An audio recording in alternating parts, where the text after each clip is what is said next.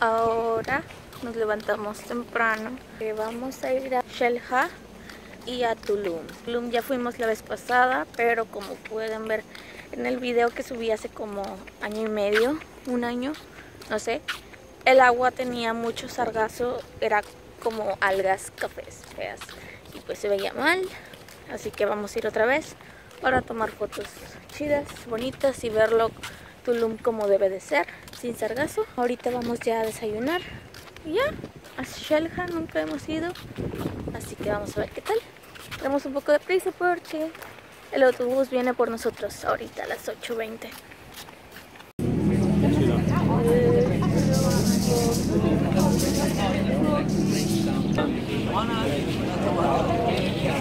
Ya vinimos a Tulum, pero estamos esperando un trenecito que nos va a llevar a la zona arqueológica. Y bueno, aquí están.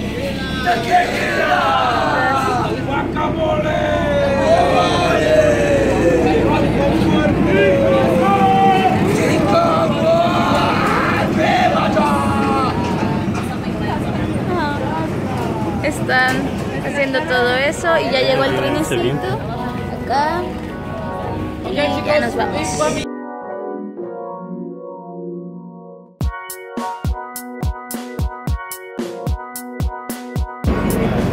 Incluso hay un Starbucks dentro de Tulum.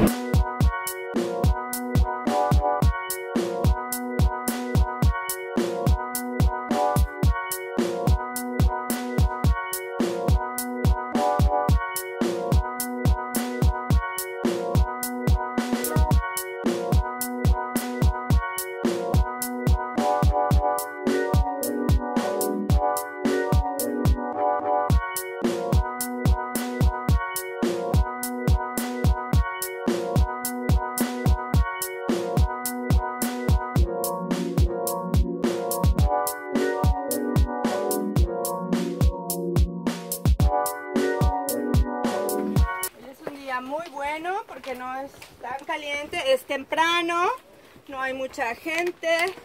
Hermoso, los amaneceres aquí son increíbles, son muy bonitos. La diferencia de clases. Adentro de la ciudad, la arquitectura que vamos a ver tenía un propósito cívico y religioso. Es decir, que no eran viviendas. Bueno, era vivienda solamente para los gobernantes y la clase alta. El resto de la gente común, la gente del pueblo, vivía afuera de Tulum, en los alrededores, en casas de material perecedero. Tenían un cimiento de piedra, pero los muros de madera y los techos de palma.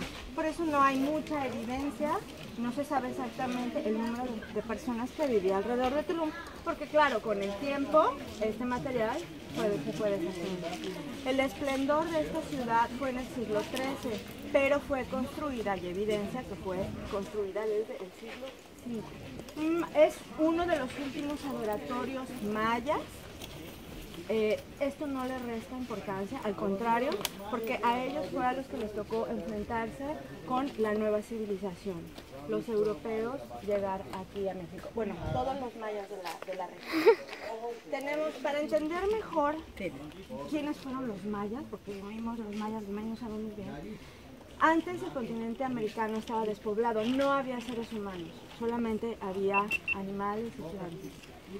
Hace 35.000 años, o sea, muchísimo, los primeros humanos, los primeros seres humanos llegaron a poblar nuestro continente. Hay evidencia que en ese tiempo llegaron a México, cruzaron el estrecho de Bering, de Siberia a Alaska. Y después se regaron en todo el continente, pero ellos no sabían que estaban llegando a un continente nuevo. Entonces, en realidad, los españoles no fueron los que descubrieron América. Claro. Fueron estas personas, sí, ¿no?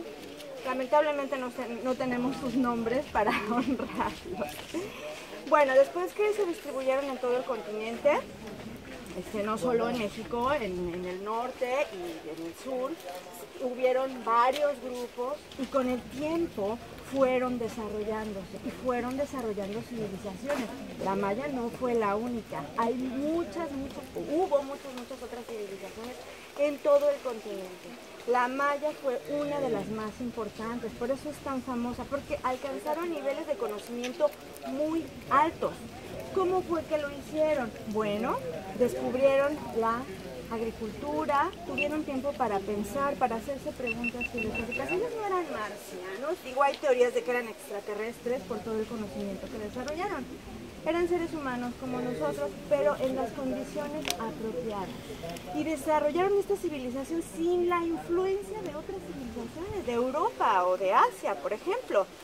Entonces, esta es la maravilla de conocer estas culturas, conocer el alcance que tuvieron por sí mismos. Es el alcance del ser humano, nuestra especie. Bien, vamos.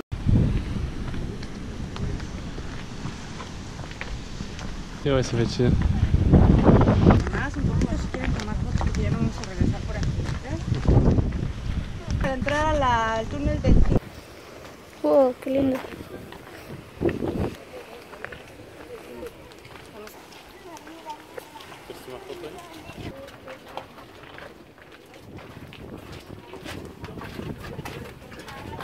Yo no necesito agacharme.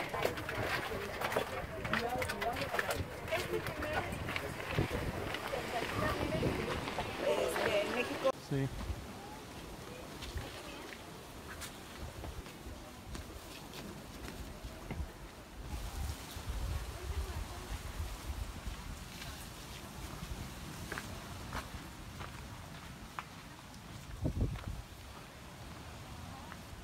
Compartían con la gente del pueblo.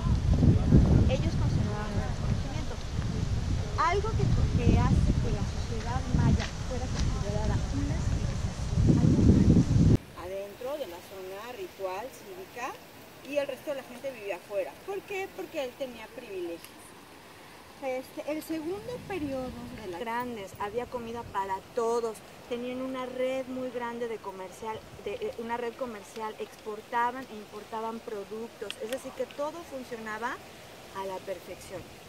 El ajao, el gobernante, se creía que tenía contacto divino, que tenía contacto con los dioses. De hecho, el gobernante se divinizaba un poco, pensaban que era parte Dios, parte ser humano. Y eso hacía que toda la sociedad funcionara en orden. El sistema social político de ellos era una pirámide. Tenían la clase dominante, tenían los comerciantes, tenían los artesanos y por último tenían los agricultores. Y ellos eran los que producían todo el alimento para toda la sociedad. El periodo clásico, el conocimiento era exclusivo para esta clase superior. Es decir, que ellos no compartían todos estos avances, todo este conocimiento, no lo compartían con la gente del pueblo. Ellos conservaban este conocimiento. Algo que hace que la sociedad maya fuera considerada una civilización, algo muy muy especial, es que ellos fueron capaces de escribir. Ellos crearon escritura y por la cual hicieron códices y por la cual nosotros sabemos de ellos, porque no hay evidencia de nada. Cuando los españoles llegaron a México, destruyeron todo. Ellos, como tenían papel, como muy pocas civilizaciones, la china y la egipcia, ellos todo su conocimiento lo tenían escrito en esos códices. Pero cuando llegaron los españoles, hubo un monje franciscano, Diego de Landa, que cuando llegaron y vieron que ellos tenían todos estos dioses y que el dios principal era Kukulcán, la serpiente emplumada, estaban horrorizados, porque para los europeos cristianos en la Biblia, ¿qué es la serpiente? ¿Qué representa? El diablo. El mal, el diablo, el chamuco, Bersebú. Entonces, cuando ellos vieron que esta gente adoraba a esta serpiente, pues estaban escandalizadísimos, ¿no? Y entonces brutalmente impusieron su religión. Les fue muy, muy mal. Colectaron todo este conocimiento que estaba escrito en códices, lo llevaron a Maní y lo quemaron. Para ellos es llamado el acto de fe, pero para los nativos fue una tragedia, porque miles de años de conocimiento desaparecieron ese tiempo. Afortunadamente, ellos escribieron también en piedra. Pero por muchos años los científicos estuvieron tratando de descifrar esta información y no pudieron hasta hace poco, el último siglo. Chequen, investiguen la historia de Yuri Norontsov, un ruso que encontró un códice por accidente. Solamente quedaron 4 códices de todo eso que les mencioné, 4 códices, ninguno está en México, están en Austria, París, España. Hay uno medio raro que está en México, pero el resto están en Europa. Yuri Norontsov, un ruso, lo encontró y se obsesionó tanto con este códice que 50 años de su vida lo dedicó a descifrarlo. Y como vivía en un sistema comunista, no pudo salir de su país, sino hasta muy viejo fue que pudo visitar las ciudades mayas. Toda su vida la dedicó en descifrar este códice, esta información, y lo logró. Pero bueno, esa es otra historia. Entonces les estaba diciendo del periodo clásico, tenemos el rey, todo muy bien, todo funcionando muy bien. Pero hay otro periodo, el posclásico, que fue el fin de esta civilización. Fin entre comillas. Eso les voy a hablar un poquito más adelante.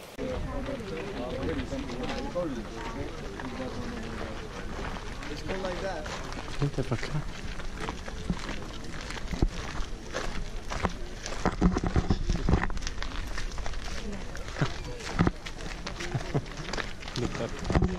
La boca está así de perfil, con los ojos cerrados. En la otra esquina, él mismo con los ojos abiertos. El dios Isarná era el dios creador.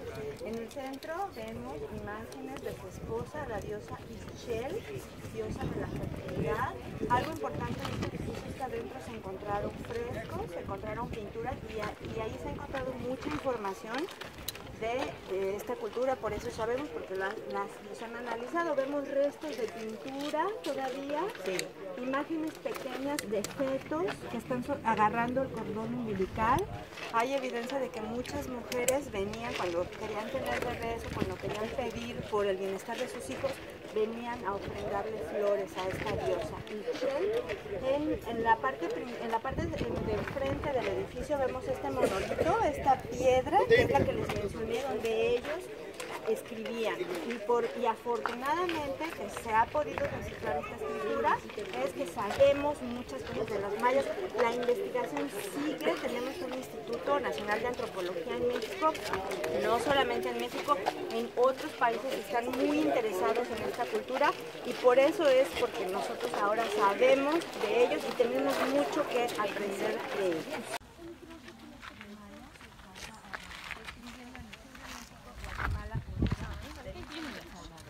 Son protectores de su cultura, hablan su propia lengua, pero decidieron tener un estilo de vida más simple. No se sabe por qué, pero hay unas teorías de que abandonaron a los gobernantes, dejaron de creer en ellos.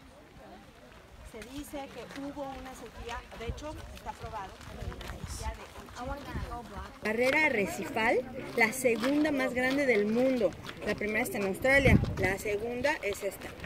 Entonces, bueno, esto era un puerto, eran navegantes. Para poder cruzar la barrera, las dos ventanas estuvieran iluminadas por antorchas. Es decir, que ellos venían en la canoa. Esta es la barrera arrecifal. Hablar del último periodo de los mayas, el periodo postclásico.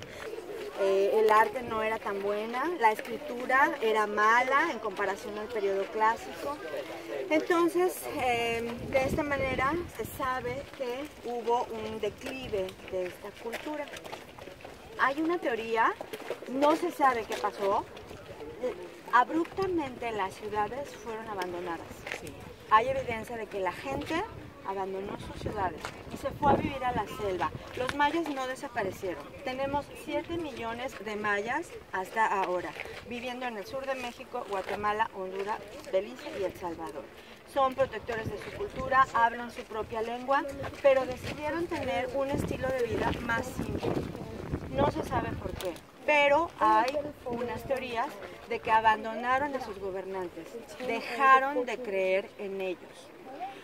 Se dice que hubo una sequía, de hecho está probado, hubo una sequía de 80 años. 80 años no tuvieron lluvia, entonces no había comida. La gente tenía hambre y la gente comenzó a exigirle a sus gobernantes que tenían contactos divinos que hicieran algo para que lloviera, para que viniera la abundancia. Pero al ver que esto no pasaba, dejaron de creer en sus gobernantes. Aquí no. Pero en Guatemala, en el sur de México, hay evidencia de que el pueblo ofreció a sus gobernantes en sacrificio a los dioses, esperando que los dioses les redituara este sacrificio. Obviamente no pasó.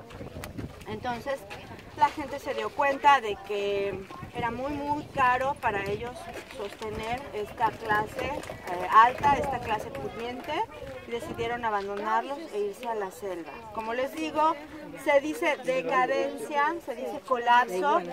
Lo que colapsó fue su sistema político, su sistema social, pero en realidad fue un cambio. La gente decidió cambiar su sistema.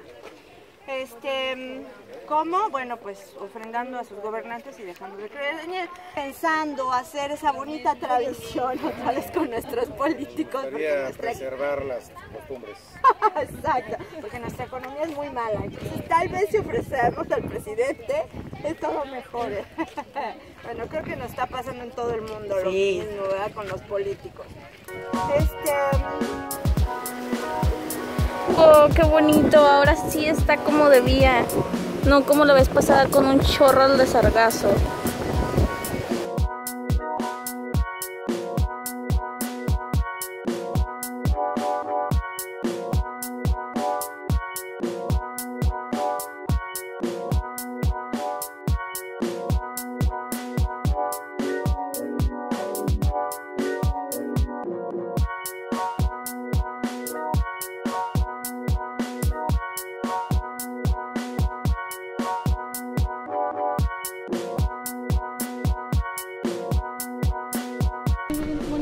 Ist muy hermoso, Schatzi.